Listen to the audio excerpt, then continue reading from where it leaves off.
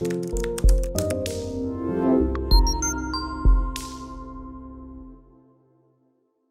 has been a beacon of hope, justice, and accountability, navigating complex challenges to safeguard the fundamental rights for all.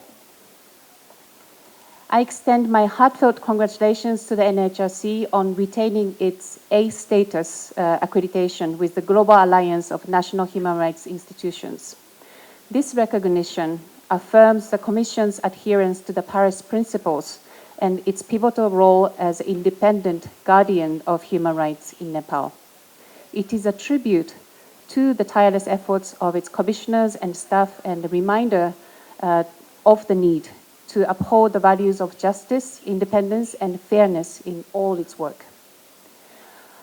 While we celebrate the Nhrc's many accomplishments, challenges remain, particularly, as it's been already mentioned, in implementing its recommendations.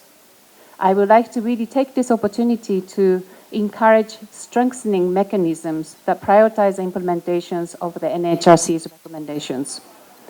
This will strengthen public trust in the Commission and demonstrate the government's commitment to a human rights-centered democracy.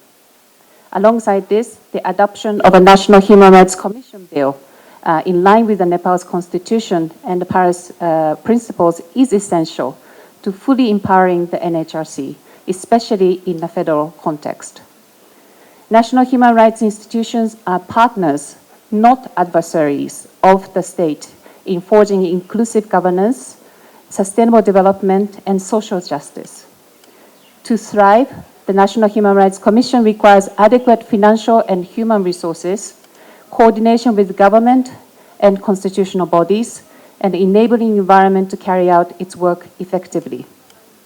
The recent capacity assessment has highlighted the critical areas where the Nhrc and the government can collaborate to strengthen the realization of human rights across the country. As we reflect on Nhrc's journey, it is essential to recognize its vital role in fostering collaboration across stakeholders.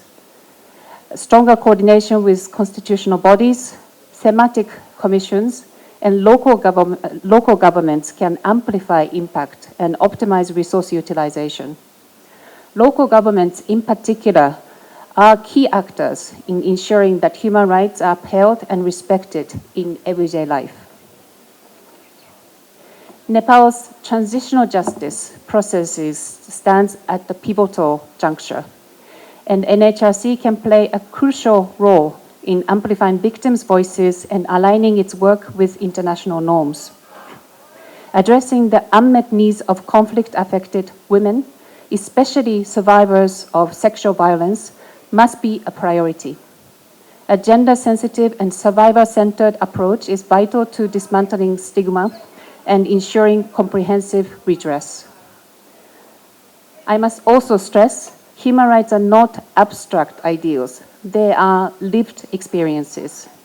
They must reach everyone, especially those long excluded: Dalits, persons with disabilities, gender and sexual minorities, indigenous peoples, and others. This is particularly important in light of a growing global pushback against the human rights agenda.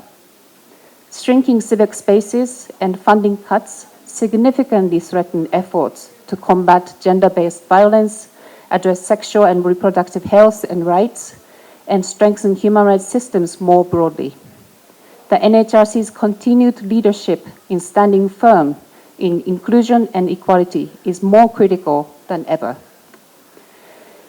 In this dynamic era, the Nhrc has continued its exemplary role in adapting to emerging human rights challenges.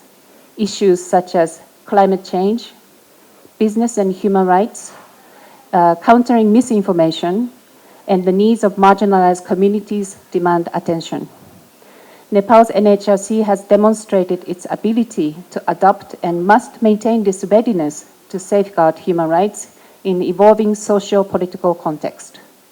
Furthermore, its meaningful engagement with international human rights systems reaffirms its stature within global frameworks and strengthens its ability to effect change locally. In conclusion, today is a moment of celebration and also reflection.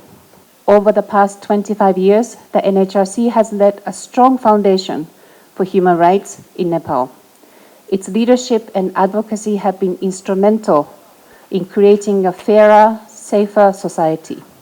I commend the commissioners, staff, and all those who have contributed to this journey. Let us now recommit with courage and compassion to strengthening this institution, fostering collaboration across democratic pillars, and prioritizing those who have been left behind. The Nhrc's work is vital to fulfilling Nepal's democratic aspirations and advancing the transformative vision of the Constitution, a Nepal where human rights are not just ideals, but realities for all. Thank you very much.